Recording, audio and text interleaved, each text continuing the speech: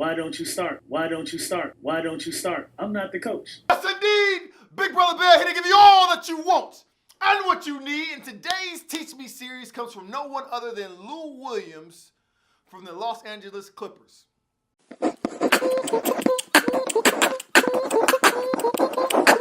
Hoop loudy.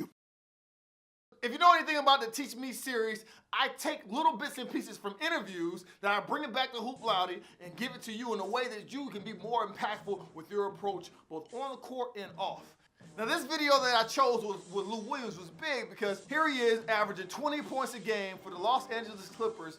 He is a second-round pick, came straight out of high school from Snellsville, Georgia.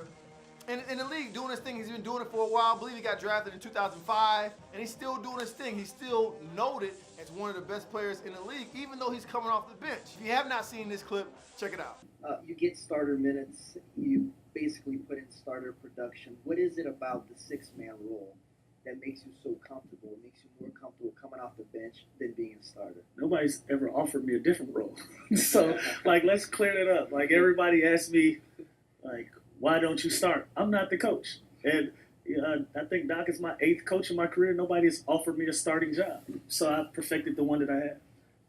It's easy for me to go athletics with this. I'll go athletics with this in a minute, but right now, let me just chop it up as far as academics and what he's saying. I'm playing the role that's going to be best for me achieving the outcome that I want to achieve, and that's winning. The same thing is for the classroom, right? Me, myself, failed the 6th grade, failed the 8th grade, got associate promoted from the 8th to the 9th grade in special education classes for much of my time in school, in grade school, so much so that my sibling is 5 years younger could do my homework.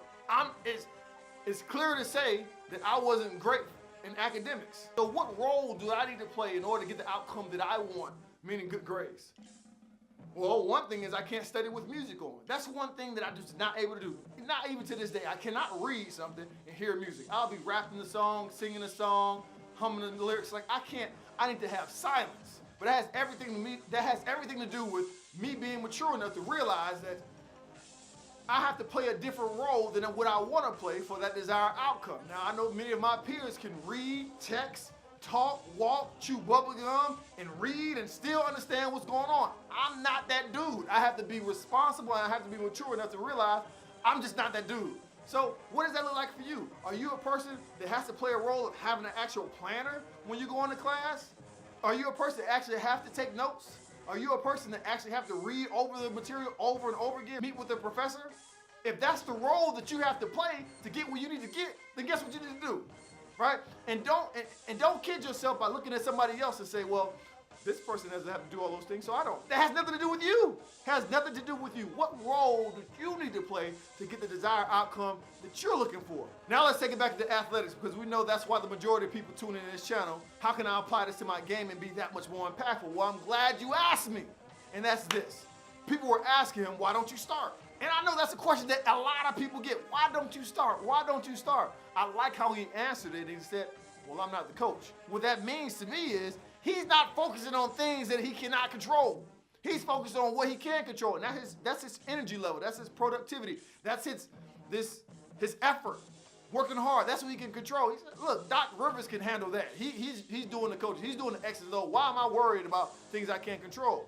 He's not. And you shouldn't either. You waste so much time trying to do the schematics for the coach when they don't pay you to do that.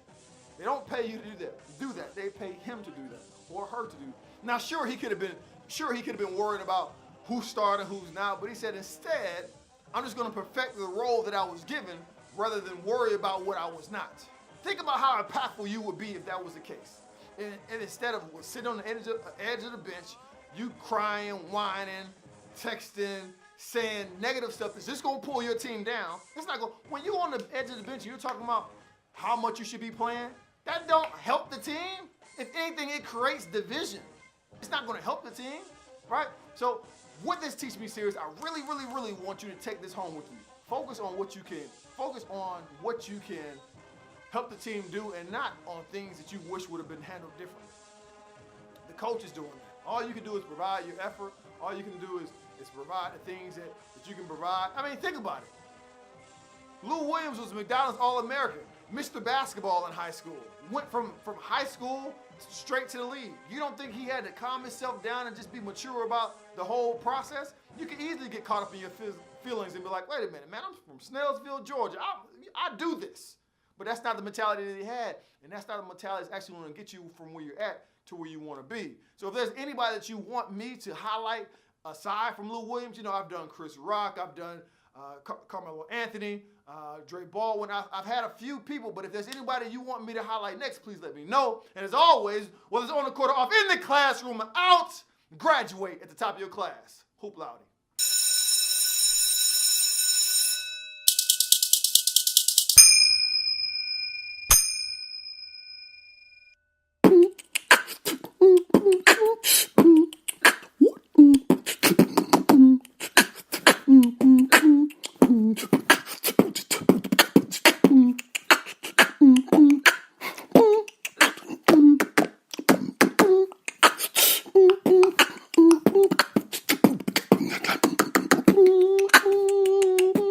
Hoop Loud.